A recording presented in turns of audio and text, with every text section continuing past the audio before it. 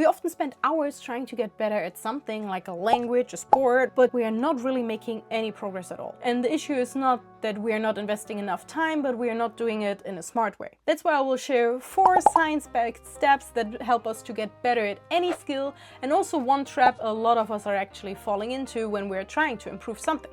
Sounds good? Well, then let's start. Step 1.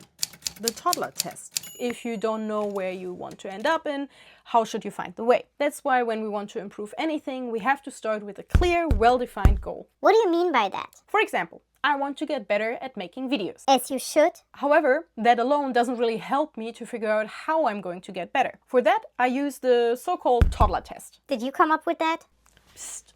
Basically, I explained my goal like I would tell it to a 5-year-old. For me, that means that I want to make a video that people enjoy and maybe even make them laugh.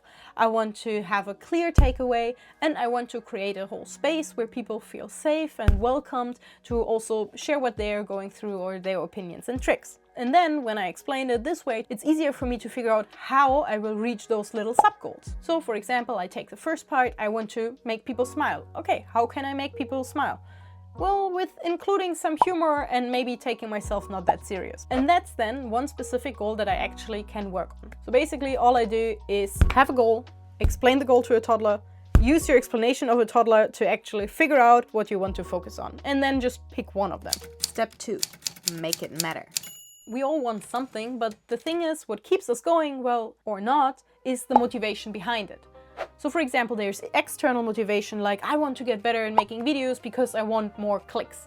Or I want to study X because I want job Y to earn a lot of money in the future. This is external motivation, and while it keeps us going in the beginning, it often doesn't last that long. Instead, you should try to figure out your internal motivation, so something that connects very deeply with your own values and therefore keeps you going way longer. Step 3. Feedback fast track. Feedback is the fastest way to grow. However, it also should be specific and as timely as possible. We can always ask people for feedback, but first of all, that always takes a lot of courage to do so, and second of all, they won't always have time. Plus, it's sometimes also hard to find someone who can help you with exactly what you need. So don't wait for someone giving you feedback, but rather start doing it yourself. For example, I started reviewing my videos and think about, okay, am I actually entertained? Did it something make me smile? Or what bored me? You could also watch experts doing what you want and take notes or think about what you would do differently and why, and then see what works best. However, be cautious because copying isn't learning. Very often we forget that a lot of things don't account for us that account for experts, or the other way around. So for example, if I look at a great YouTuber, there are a bunch of things that I might not see. So for example, the years of experience, the different or larger audience, or simply more charisma on camera. So cautious here. Step 4, break the autopilot.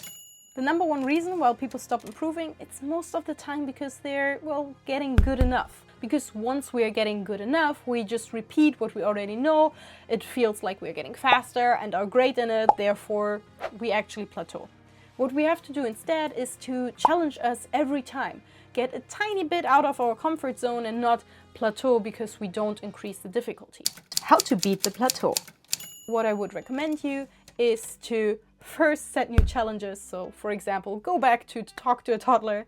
Please don't really talk to a toddler except you have one in your family surround. It can get weird very fast, just imaginary toddler. Second, practice with full focus. Feedback is important, and most likely you are going to give yourself feedback the majority of the time. For that, you need full focus to actually give yourself quality feedback. So no multitasking here. And last but not least, track your progress intentionally. Not only check where you want to be, but also look at where you are coming from.